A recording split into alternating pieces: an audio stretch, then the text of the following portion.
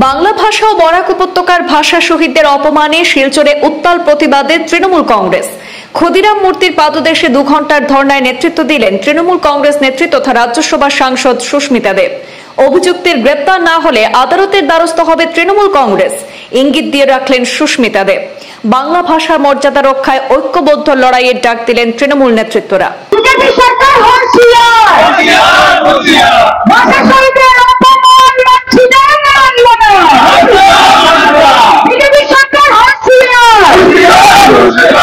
রাজ্যসভার সাংসদ তথা তৃণমূল নেত্রী সুস্মিতা দেবের নেতৃত্বে বাংলা ভাষা ও বরাক উপত্যকার ভাষা শহীদদের নিয়ে করা অবমাননাকর মন্তব্যের প্রতিবাদে আজ কাছাড় জেলা তৃণমূল কংগ্রেস 2 ঘন্টার ধর্ণা কর্মসূচি পালন করেছে শিলচরে। সম্প্রতি এক ডিমাসা সংগঠনের নেতা মুক্তেশ্বর কেম্পাই সামাজিক মাধ্যমে মন্তব্য করেন যে বরাকের ভাষা শহীদরা বাংলাদেশি ও বহিরাগত। এই মন্তব্যকে কেন্দ্র করে সমগ্র বরাক উপত্যকায় তীব্র প্রতিক্রিয়া সৃষ্টি হয়েছে। বিভিন্ন রাজনৈতিক দল এবং সংগঠন পৃথকভাবে অভিযোগ দায়ের করলেও এখনো পর্যন্ত অভিযুক্তকে পুলিশ গ্রেপ্তার করতে পারেনি। আর এই পরিস্থিতিতে আজকের ধর্না থেকে তৃণমূল কংগ্রেস 7 দিনের সময়সীমা নির্ধারণ করে প্রশাসনকে চরমপত্র প্রদান করেছে। সাংসদ সুস্মিতা দেব জানান, নির্ধারিত সময়ের মধ্যে অভিযুক্তকে গ্রেপ্তার করা না হলে তৃণমূল কংগ্রেস আদালতের দ্বারস্থ হবে এবং বৃহত্তর আন্দোলনের পথে নামবে। ধর্না শেষে সাংসদ সুস্মিতা দেব কাছাড় জেলার সিনিয়র পুলিশ সুপারের হাতে একটি স্মারকলিপি তুলে দেন। তিনি বলেন, বাংলা ভাষাকে অপমান করা হয়েছে, যারা ভাষার জন্য প্রাণ দিয়েছেন তাদের অসম্মান করা হয়েছে। এটি কোনোভাবেই বরদাস্ত করা হবে না। প্রশাসন যদি যথাযথ পদক্ষেপ না নেয় আগামী দিনে তৃণমূল কংগ্রেস আরো জোরালো আন্দোলনে নামবে। আজকে কর্মসূচিতে উপস্থিত ছিলেন জেলা তৃণমূল কংগ্রেসের একাধিক নেতা কর্মী। বাংলা ভাষা মর্যাদা রক্ষা ঐক্যবদ্ধ লড়াই চালিয়ে যাওয়ার অঙ্গীকার নেন তারা। দেখেন, আমরা কিছুদিন আগে দেখতে পেরেছি যে একজন ব্যক্তি প্রকাশ্যভাবে পাবলিকলি বলেছে যে ভাষা শহীদ যারা শহীদ হয়েছিলেন 1961-এ ওরা বাংলাদেশি।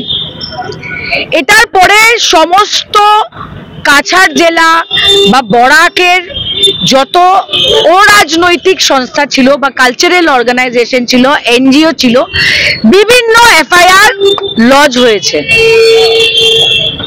জেলা পুলিশের কাছে। তারপরে ওরা 2-3 বার দেখাও করলো। তারপরে শোনা গেল যে এই লোকটা একটা ফেসবুক পোস্ট দিয়ে ক্ষমা চাইবে। যখন ওর ক্ষমা চাওয়ার ভাষাটা আমি দেখলাম, আমার মনে হলো যে ও এইভাবে ক্ষমা চাইলো যে মানুষ বুঝলোই না কথাটা ও কি বলছে।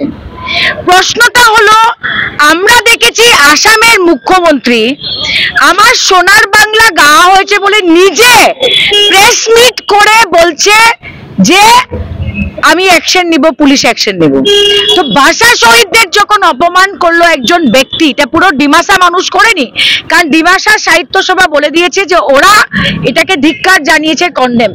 একজন ব্যক্তি লক্ষ লক্ষ মানুষের সেন্টিমেন্ট নিয়ে একটা বাজে মন্তব্য করলো, আসামের মুখ্যমন্ত্রী চুপ কেন?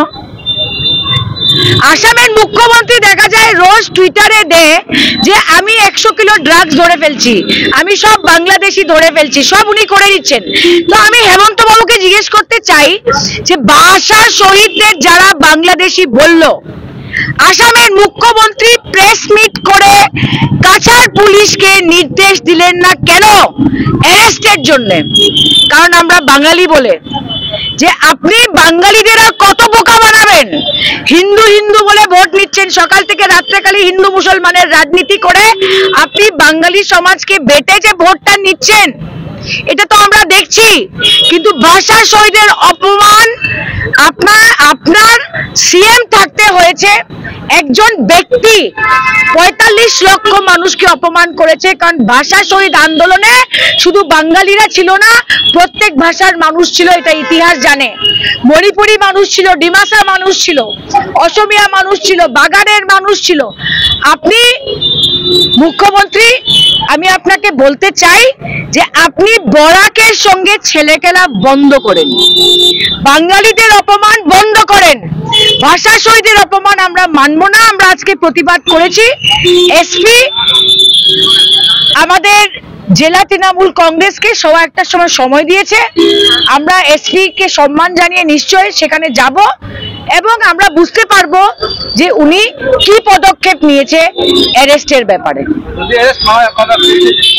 আর যদি পুলিশ বা প্রশাসন এফআইআর লঞ্চ করে না, চার্জশিট করে না, এই দেশের আইনে এরকমও প্রভিশন আছে যে কোর্টে গিয়ে কোর্টের মাধ্যমে পুলিশকে বাধ্য করা যায় এফআইআর করতে, ইনভেস্টিগেশন করতে। আর আমি দেখতে চাই যে কতদিন এটা ডিলে হয়। আর আমি ধন্যবাদ জানাচ্ছি সব সংস্থাদের এবং বরাকের যত সংস্থারা এটা নিয়ে আওয়াজ তুলেছেন, এফআইআর করেছেন, আমি আপনাদের ধন্যবাদ জানাতে চাই। নিশ্চয় যদি কাছাড়ের এসপি সঠিক পদক্ষেপ এই দেশের আইন মেনে না নেয়, কোর্টে গিয়ে কিভাবে অ্যাকশন নিতে হয় এটা তৃণমূল কংগ্রেস ভালো করে জানে।